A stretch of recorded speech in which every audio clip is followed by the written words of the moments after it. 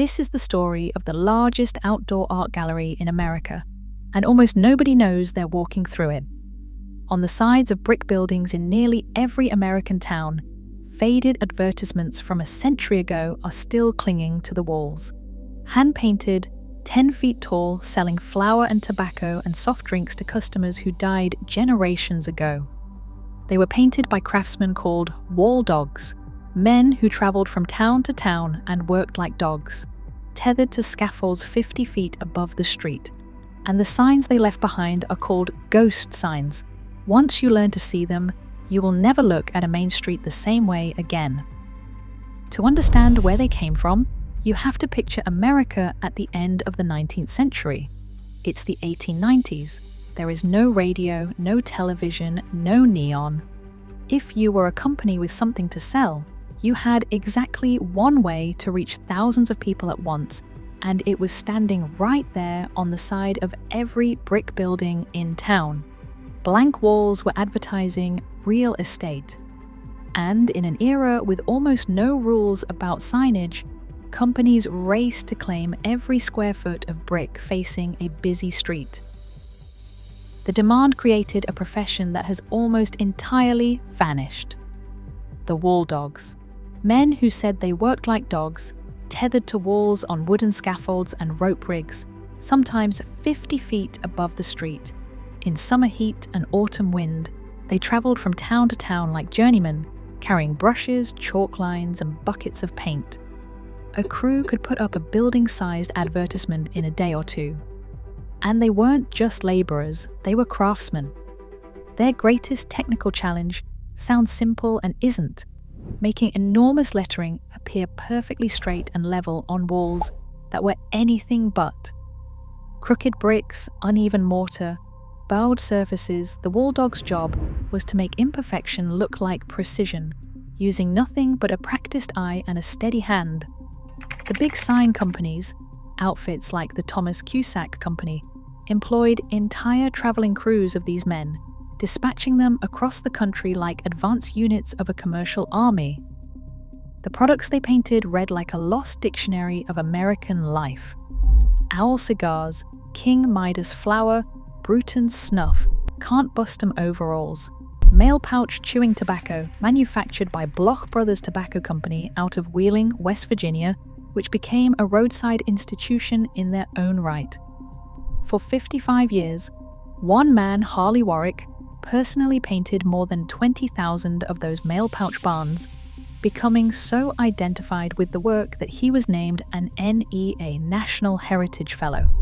He was the last of the barn painters, retiring only in 1992. Local creameries, pharmacies, bread bakeries, hotels. If a business had a wall and a few dollars, it had a mural. And then there was Coca-Cola. In 1894, the company painted its very first wall advertisement on the side of a drugstore in Cartersville, Georgia, a sign that the Coca-Cola company itself has authenticated as the first outdoor painted wall advertisement in its history. It would not be the last.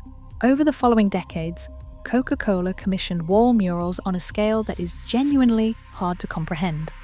More than 16,000 painted walls across the United States before the practice died out. 16,000. Coca-Cola effectively ran a nationwide painting operation with standardized designs, registered colors, and traveling crews, stamping that famous script onto main streets from Georgia to Oregon. Some of those walls are still legible today, 120 years later, which raises the obvious question. Paint is not supposed to last a century outdoors. So why are these signs still here? The answer is the twist hiding inside every ghost sign, and its chemistry. The paint that wall dogs used was loaded with lead. Specifically, Dutch Boy white lead pigment mixed into linseed oil-based paint was prized for exactly the qualities that made these signs immortal. It gripped porous brick with incredible tenacity, it resisted rain and sun, and it held its color decade after decade. One sign painter, describing a single enormous advertisement, said the crew used a ton of lead just for the period at the end of the sentence. A ton of lead, for punctuation, the same toxic metal that would eventually be banned from house paint, is the only reason this outdoor museum still exists. The signs survive because they are, quite literally, poisoned into permanence. Modern paints fade in 10 or 15 years. Lead paint just stays, fading slowly, sinking into the brick, becoming a ghost instead of disappearing. Which is also where the name comes from. As the businesses closed and the decades passed, the signs weren't removed, they simply faded, paint flaking away yet clinging to the wall, growing fainter and fainter until they became spectral images, still present but barely, ghosts of an economy that no longer exists. It was writer William Stage who first catalogued this phenomenon systematically, his 1989 book, Ghost Signs, Brick Wall. Signs in America gave the fading murals both their name and their first serious cultural documentation, turning a thing people half noticed into a subject worth studying. Some walls hold more than one ghost. Advertising space was rented, and when one contract ended, another company simply painted its message directly over the last one. Today, as those layers fade at different rates, they've begun to bleed through each other. 2, 3, sometimes 4 advertisements from different decades occupying the same wall at once, tangled together like double-exposed photographs. Preservationists borrow a term from ancient manuscripts for these walls: palimpsests.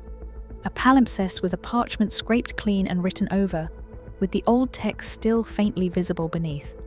On an American brick wall, you can find a 1920s tobacco ad surfacing through a 1950s soda ad. 2 eras of American commerce arguing with each other in fading paint, and time slowly revealing both. So what killed the golden age? 3 things in quick succession. First came the competition. By the 1950s, electric signage and glowing neon made painted walls look old-fashioned overnight. Why hire a crew of painters when a sign could shine in the dark? Second came technology. Mass-produced vinyl lettering and printed billboards meant advertisements could be manufactured in a shop and installed in hours. No scaffolds, no brushes, no wall dogs. And third came the law. In 1965, President Lyndon Johnson signed the Highway Beautification Act, nicknamed Lady Bird's Bill after First Lady Lady Bird Johnson, who championed it, a sweeping effort to control the explosion of outdoor advertising along America's new interstate highways. The unregulated free-for-all that had given the wall dogs their livelihood was over.